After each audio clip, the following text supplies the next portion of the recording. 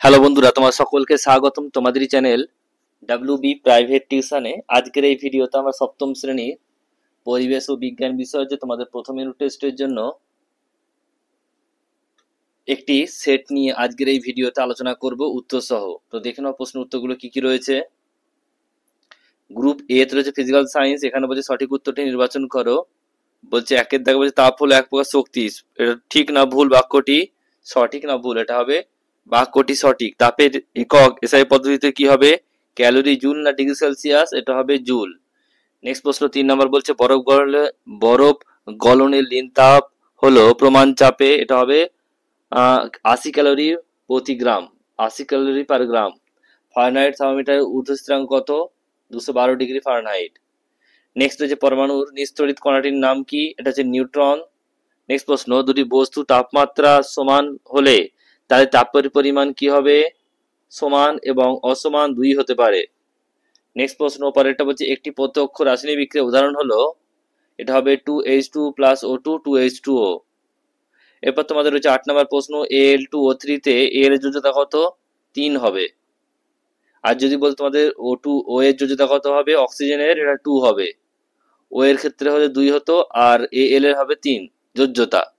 এবার তোমাদের group B এর হচ্ছে লাইফ সায়েন্স। কি বলছে দেখো, কার্বোহাইড্রেট জাতীয় খাবার হজম করার পর ড্যাশ পরিণত হয়?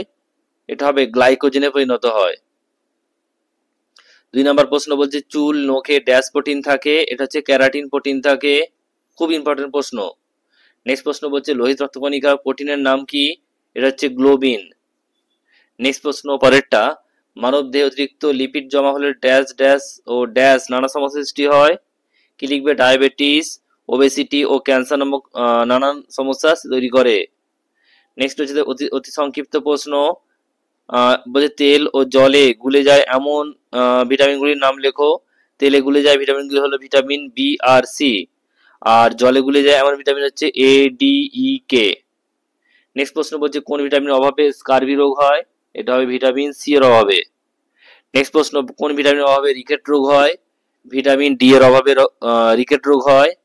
নেক্সট প্রশ্ন, কোন খনিজ মৌল দাঁত ও হাড় গঠন করে? ক্যালসিয়াম। নেক্সট প্রশ্ন পরেরটা বলছে মস্তিষ্কের গঠন ও রক্তে শর্করার পরিমাণ ঠিক রাখতে কোন খনিজ মৌল? এটা হবে জিঙ্ক। এরপরে প্রশ্ন রয়েছে দেখো, যে ডি এর দাগের নিচে ছকটি সঠিকভাবে পূরণ করো। আয়রনের অভাবজনিত রোগ হলো কি? রক্তাল্পতা। আয়রনের হচ্ছে অভাবজনিত রোগ রক্তাল্পতা বা অ্যানিমিয়া। আর আয়োডিনের অভাবজনিত রোগ হচ্ছে গয়টার বা গলগণ্ড। এরপর নেক্সট প্রশ্ন, ভিটামিন ডি এর অভাবজনিত রোগ ড্যাশ? এটা হবে কি? রিকেট। ভিটামিন বি এর অভাবজনিত রোগ হচ্ছে ড্যাশ? এটা হচ্ছে ঠোঁটে ঘা। ভিটামিন এর অভাবজনিত রোগ হচ্ছে রাতকানা। এরপর হচ্ছে তোমাদের প্রশ্ন দেখে নাও, যে ক্যালসিয়াম পরমাণু দুটি ইলেকট্রন ছেড়ে দিলে হবে কি? Ca2+। নেক্সট প্রশ্ন, ফারেনহাইট স্কেলে থার্মোমিটারের নিম্ন স্থিরাঙ্ক কত হবে? এটা হবে নিম্ন স্থিরাঙ্ক বলেছে, এখানে একটু ভুল রয়েছে অপশনগুলো। এটা 32 ডিগ্রি ফারেনহাইট হতো। অপশন নাম্বার ক হবে, এটা 320 নয়, 32 ডিগ্রি ফারেনহাইট আছে। অপশন নাম্বার এ সঠিক উত্তর হবে। এর সাথে তাপের একক কি? জুল। এরপর যে প্রশ্নগুলো রয়েছে বড় প্রশ্ন, তার উত্তরগুলো তোমার দেখে নিও, করে নিও। কি কি রয়েছে দেখে নাও। তাপমাত্রা দুটি স্কেলের মধ্যে সম্পর্কটা লিখতে হবে, এটা সম্পর্ক হবে। একটু এখানে মিস্টেক হয়ে গেছে, লিখবে যে তাপমাত্রার মধ্যে দুটি সম্পর্ক, মানে ফারেনহাইট স্কেল আর সেলসিয়াস স্কেলের মধ্যে সম্পর্কটা কি সেটা লিখতে হবে তোমাদের। বাষ্পভবনের লিন তাপ কাকে বলে? পারমাণবিক সংখ্যা কাকে বলে?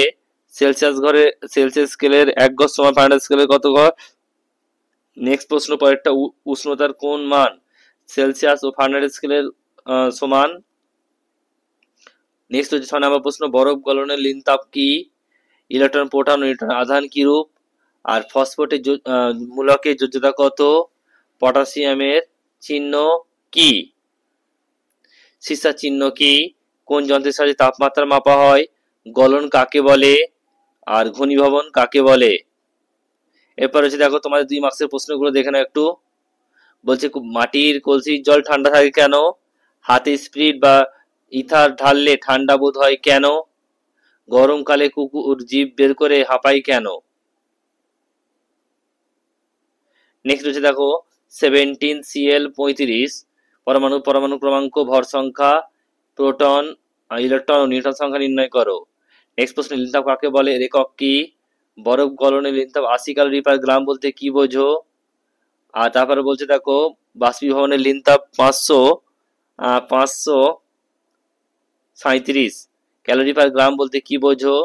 এরপর হচ্ছে তাপ ও তাপমাত্রার মধ্যে সম্পর্ক লেখো। আর বলছে 400 ডিগ্রি সেলসিয়াস, এটা 400 না 40 ডিগ্রি সেলসিয়াস সমান কত ডিগ্রি ফারেনহাইট তা নির্ণয় করো। তো এগুলো হচ্ছে তোমাদের বড় প্রশ্ন, একটু উত্তরগুলো দেখে নিও। যদি কোনো অসুবিধা হয় বড় প্রশ্নটা খুঁজতে, অবশ্যই কমেন্ট বক্সে কমেন্ট করে জানিয়ে দিও, তার উত্তর তোমাদের করে নেক্সট ভিডিওতে তোমাদের করে দেখিয়ে দেবো।